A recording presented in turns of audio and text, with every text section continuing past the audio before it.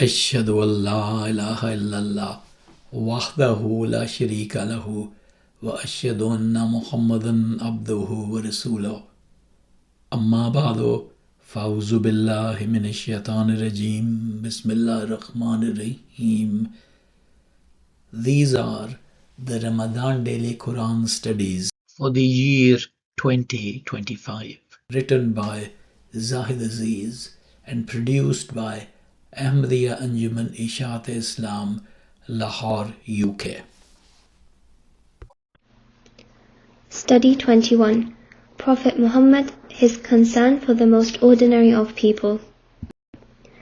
The Holy Prophet is told by Allah, ولا تطرد الذين يدعون ربهم بالغداة والعشي يريدون وجهه ما عليك من حسابهم من شيء وما من حسابك عليهم من شيء فتطردهم فتكون من الظالمين. and do not drive away those who call upon their Lord morning and evening, desiring only his pleasure. Neither are you accountable for them at all, nor are they accountable for you at all, that you should drive them away and thus be one of the wrongdoers.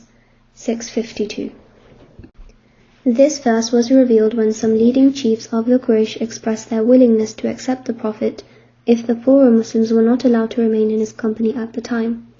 In this verse, the poor and the rich are brought to the same level. They have equal claims to learn and practice the truth. Truth is equally accessible to all. Before Allah, the differences of rank, wealth and color sink into insignificance, and therefore before Allah's Messenger, just as before Allah himself, everyone stands upon one and the same level. The Holy Prophet is not accountable for them. This means he cannot guarantee that they will necessarily turn out to be good people by being under his guidance and a part of his circle.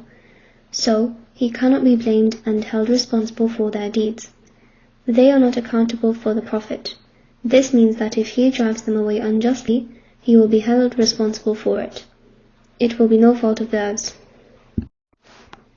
An exchange between the Prophet Noah and those who rejected him is recorded as follows in the Quran.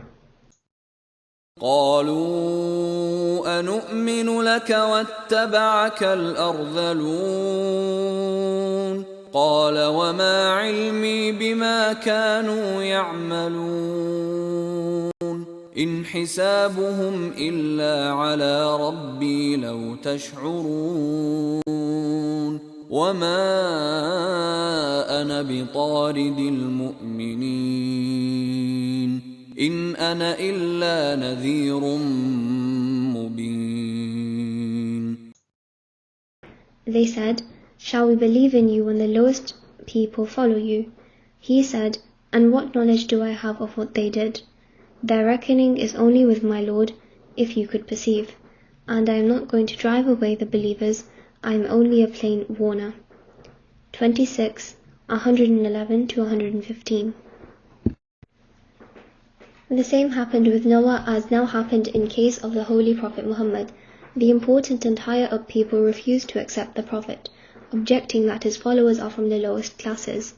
In both cases, the Prophet replies, "How can I judge them merely on the basis that they are low?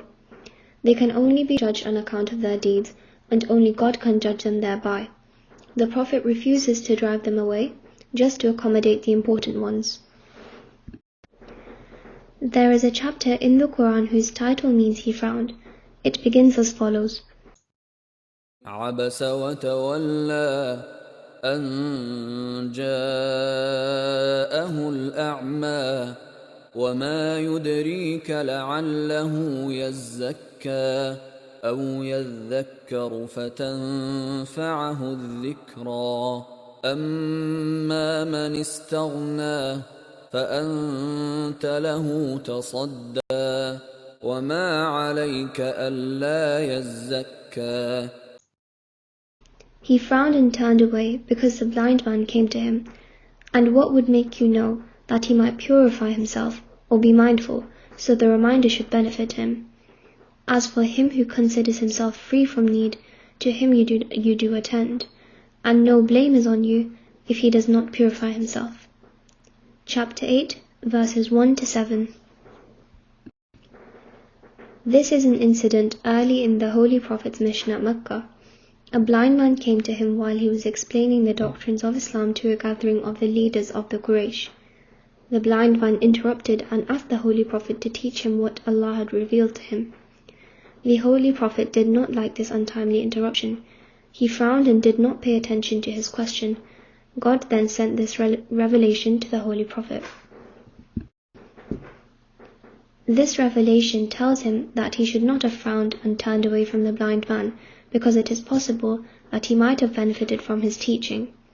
He is further told that the leaders whom he was attending to don't consider themselves as needing his teaching. Of course, he is not to blame for their attitude. The revelation continues.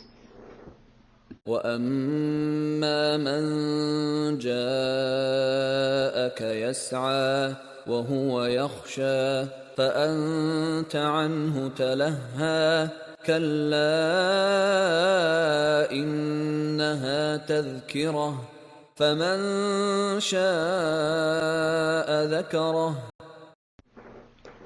And as to him who comes to you striving hard, and he fears, to him you pay no regard.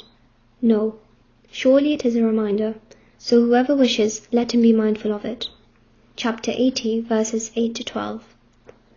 The blind man has struggled to come to the Holy Prophet to learn what he was teaching, because he feared the consequences of not accepting his teachings. But the Holy Prophet paid him no regard, unlike the important leaders to whom he was attending to, as stated in verse 6. The above verses then tell him that the Quran is a reminder for anyone, whatsoever, high or low, who is willing to learn from it. In this way, God revealed to the Holy Prophet very early on that while preaching his message he must regard even the most ordinary of people to be as important and as deserving of his time and attention as those persons who occupy the highest positions. It is reported in Bukhari that there was a black man or a black woman who used to sweep the Holy Prophet's mosque in Medina, and that person died. The report continues in the following words. The Prophet did not know about the death of the sweeper. One day he remembered the sweeper and said, "What happened to that person?" People said, "He or she has died, O Messenger of Allah." He said, "Why did you not inform me?" They said, "His story was so and so," meaning that they considered him to be insignificant and unworthy of mention. He said, "Show me his grave." So he went to the grave and said prayers over it. Bukhari, Hadith 1337. By going to the grave and saying the funeral prayer for the deceased, the Holy Prophet taught that in Muslim society, no one is to be regarded as insignificant, whatever kind of lowly, unskilled or commonplace work he or she may do. Throughout history, and even now, we see that those who do so-called menial work are treated as inferior members of society. But the Holy Prophet accorded full honors to an ordinary sweeper, whether man or woman, who had died. End of study 21.